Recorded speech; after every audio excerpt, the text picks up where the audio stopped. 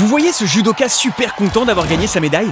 Eh bien ça ne serait jamais arrivé si ce volontaire ne lui avait pas donné cette serviette pour s'essuyer le visage. Car une goutte de sueur aurait coulé dans son œil et, voyant flou, il se serait trompé d'adversaire et aurait envoyé un Koshiguruma en plein dans l'arbitre, ce qui l'aurait banni à vie des tatamis. Eh bien, on allait les synchroniser, on allait les discipliner.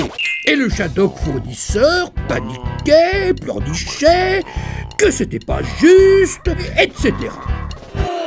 Mais cet athlète n'aurait également jamais gagné sa médaille sans les encouragements de ses parents au premier rang, qui n'auraient jamais été au premier rang s'il n'avait pas été correctement aiguillé par ce volontaire chargé de l'accueil du public. Parce que sans lui, il se serait probablement égaré et retrouvé tout en haut de la tour Eiffel en se demandant « Tu le vois, toi, le tatami ?»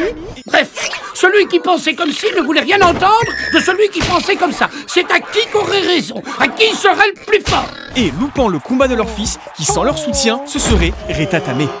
Attendons jusqu'à demain, on verra bien.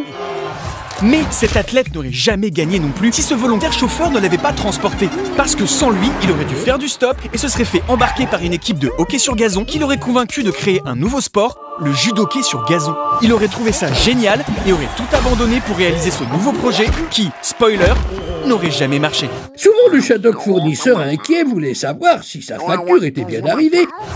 Enfin, cet athlète-là n'aurait jamais gagné non plus si ce médecin volontaire n'avait pas la veille soigné son bouchon d'oreille. Bref, le professeur Shadoko proposa immédiatement aux autorités compétentes de chercher un vaccin. Il n'aurait alors jamais entendu son réveil sonner, aurait dormi pendant 2 ans et se serait réveillé aux Jeux d'hiver. Et à ces Jeux, il n'y a pas de judo quoi. Non, non, non, non, non. Désormais, ceux qui n'étaient pas d'accord avec le chef finissaient au goulot. Un espèce de trou dans lequel on entassait les Shadoks qui n'avaient donc pas donné entière satisfaction. Seulement voilà, avec tous ces Shadoks qui ne pensaient pas comme il faut, le Goulp débordait et la planète Shadok se déformait dangereusement. Maintenant, il fallait écouter la science. Les Jeux de Paris 2024 se construisent avec une grande équipe. Alors venez en faire partie et devenez volontaire. Non mais alors arrêtez s'il vous plaît, ça marchera pas, c'est sûr hein. Si.